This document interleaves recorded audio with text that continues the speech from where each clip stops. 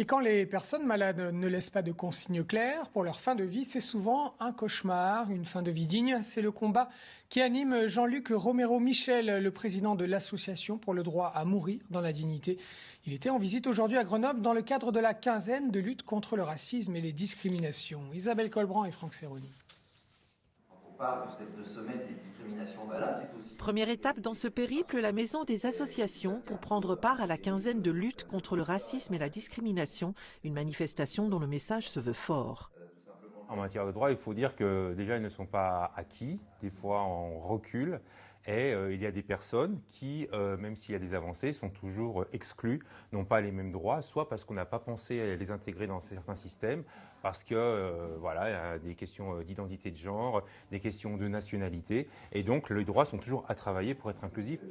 Question-réponse pour aborder un droit fondamental, celui de mourir dans la dignité. Après avoir rappelé qu'aujourd'hui en France on meurt mal, Jean-Luc Romero-Michel s'est rendu au Refuge, un lieu d'accueil pour jeunes en difficulté. Ce sont des jeunes âgés de 18 à 25 ans qui se trouvent en situation de rejet familial du fait de leur orientation sexuelle et de leur identité de genre. Ici, ils retrouvent une part d'humanité. Très concrètement, on leur propose un hébergement parce que la plupart de ces jeunes sont mis à la porte de chez eux, pour être clair. Donc l'urgence, c'est l'hébergement et ensuite on fait un travail d'accompagnement. Un accompagnement social, médical, psychologique. On les aide aussi à se poser et à remettre un pied à l'étrier pour reprendre une vie normale. Plusieurs casquettes aujourd'hui pour un homme qualifié d'inépuisable qui a choisi de mettre son éloquence et son énergie au service des droits de l'homme. Voilà, et nous recevons ce soir sur notre plateau Jean-Luc Romero-Michel. Bonsoir. Bonsoir. Vous êtes donc le président de l'Association pour le droit à mourir dans la dignité.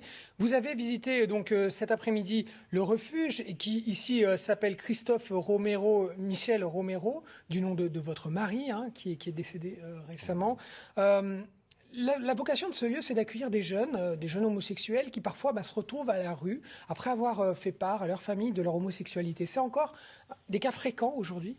Bah oui, parce que cette association qui malheureusement doit se développer dans tout notre pays reçoit tellement de demandes qu'elle n'est pas capable de répondre à cette demande. On voit qu'en 2019, eh bien oui, il y a des parents qui mettent leurs enfants à la porte parce qu'ils sont gays, parce qu'ils sont lesbiennes ou parce qu'ils sont trans. Et c'est une terrible réalité, sans compter aussi certains étrangers qui doivent fuir leur pays parce que leurs parents veulent les tuer ou que les lois de ces pays-là sont des lois homophobes qui peuvent parfois même condamner à mort une personne homosexuelle. Ça concerne des jeunes de tout milieu ? Bien sûr, de tout milieu. Vous savez, l'homosexualité, elle traverse toute la société. Et la que vous soyez riche, peut être aussi dure, bien sûr.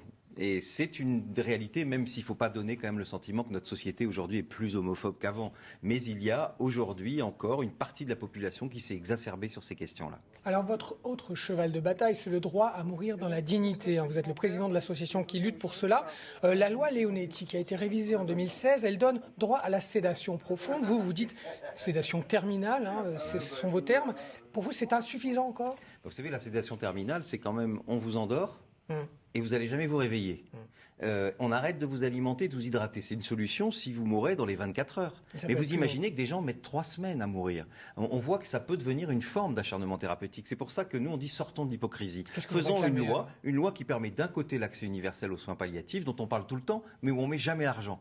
Et puis de l'autre côté, la légalisation. 10% des gens à peine aujourd'hui. 20 à 25% peuvent aller dans une unité de soins palliatifs, mais ça veut dire que 75% à 80% pas, ce qui est quand même scandaleux. Et de l'autre côté, la légalisation de l'euthanasie et du suicide assisté, parce qu'il y a des souffrances que vous ne pouvez pas soulager, il y a des douleurs que vous ne pouvez pas soulager, et il faut entendre ces personnes. D'ailleurs, tous les rapports qui ont été faits jusqu'à aujourd'hui en France nous disent qu'on est un des pays où on meurt le plus mal en France, un des pays où il y a le plus fort taux de suicide des personnes âgées, un des pays où on fuit le plus en Suisse ou en Belgique pour mourir comme on le souhaite. Est-ce que c'est ça le pays des droits de l'homme qu'on veut ? Écoutons les Français et sortons de cette hypocrisie où, en fait, on vous endort, vous n'allez jamais vous réveiller, on trouve que c'est bien, on dit dormir avant de mourir, sauf que ça peut durer 3 semaines avec des escarres, avec un certain nombre de problèmes.